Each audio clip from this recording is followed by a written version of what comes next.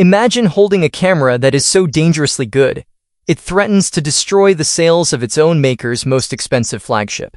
For the past few years, a quiet crisis has been brewing inside the engineering rooms of Nikon. They had a massive problem.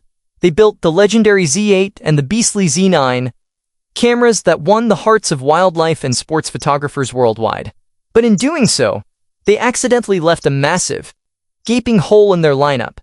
A hole that left millions of landscape, studio, and commercial photographers feeling completely abandoned. For years, these high-resolution purists were left stranded on the aging Z7 Mark II, watching Sony and Canon drop powerhouse after powerhouse. The silence from Nikon was deafening. Whispers started spreading across the industry that the line was dead. Rumors grew that Nikon was killing off its pure, high-resolution photography heritage to focus entirely on fast hybrid video speed. But then the leaks started. A massive data slip from Nikon China accidentally revealed high-resolution sample images that were instantly scrubbed from the internet. But it was too late. The tech world saw it, and the photography community realized that Nikon wasn't abandoning them. They were doing something far more radical. They were quietly preparing a camera designed to break every single rule in the full-frame industry. Enter the Nikon Z7 Mark III. This isn't just an incremental update. This is an intentional, calculated strike aimed directly at the throat of medium-format photography and Sony's high-megapixel monopoly.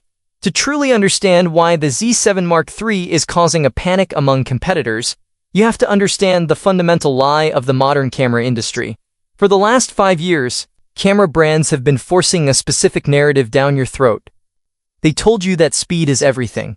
They convinced the world that if a camera can't shoot 30 frames per second or track a bird's eye through a hurricane, it's obsolete.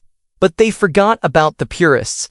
They forgot about the landscape photographers standing on a freezing mountain peak at dawn, waiting for that one perfect shot where every single leaf and grain of sand needs to be razor sharp. They forgot about the studio fashion photographers printing massive billboards where skin texture cannot be muddy. They forgot about the architectural photographers who need absolute dynamic range, not lightning-fast bursts. The Z8 is a masterpiece, but it uses a stack sensor. And here is the dirty little secret the industry doesn't want you to talk about. Stack sensors sacrifice a fraction of image quality and dynamic range at base ISO for raw speed. If you are a landscape photographer shooting at ISO 64, you don't want a sensor tuned for sports. You want pure, unadulterated, uncompromised light gathering. And that is exactly where the Z7 Mark III takes its stand. According to the deep architectural leaks, Nikon has abandoned the old 45-megapixel ceiling. They are moving into completely uncharted territory with a jaw-dropping 61 to 67-megapixel back-illuminated sensor. Let that number sink in. We are approaching a level of detail that used to require a $10,000 medium-format setup, all packed into a tight, ergonomic, weather-sealed chassis that fits in a standard backpack.